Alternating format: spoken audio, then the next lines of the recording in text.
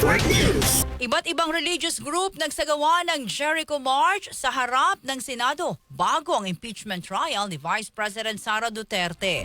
Detalye ng balitang yan mula kay Rajuman Gerald Ulep. RMN Live Report.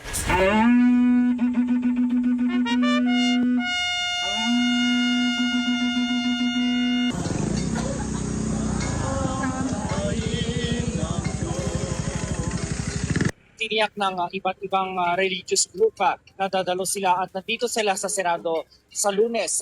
Yun yung unang araw ng impeachment trial laban kay Vice President Sara Duterte. Kasunod na rin ito ng isinagawang The Pilgrimage of Conscience Jericho Walk for Truth and Justice ng iba't ibang religious group sa Senado ngayong umaga.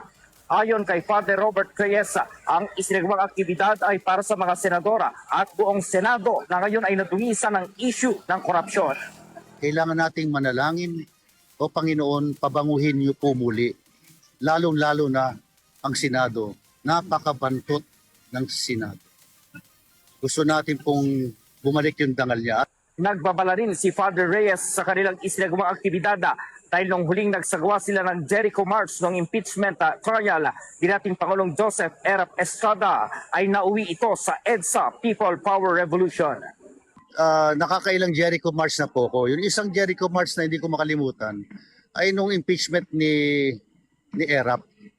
Pagkatapos namin nag-Jericho March, nag-EDSA 2 at natanggal si Erap. Yun po ang nagagawa ng panalangin. Hindi mo kailangan ang maraming tao. Pero tiniyak naman ni Dr. Melba Magay, isa ring leader ng religious group na mapayapa ang kanilang isasagawang pagtitipon sa Lunes dito sa Senado.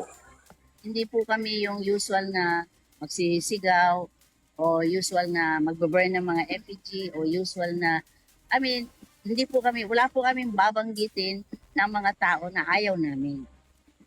No?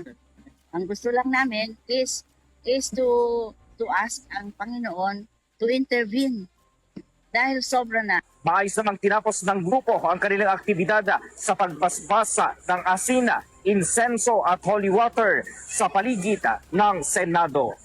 Yung asin, ginagamit sa paglinis, pangpatagal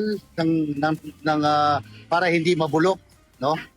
At ito'y ginagamit sa pagpapalayas ng masamang espiritu. Pangalawa, insenso.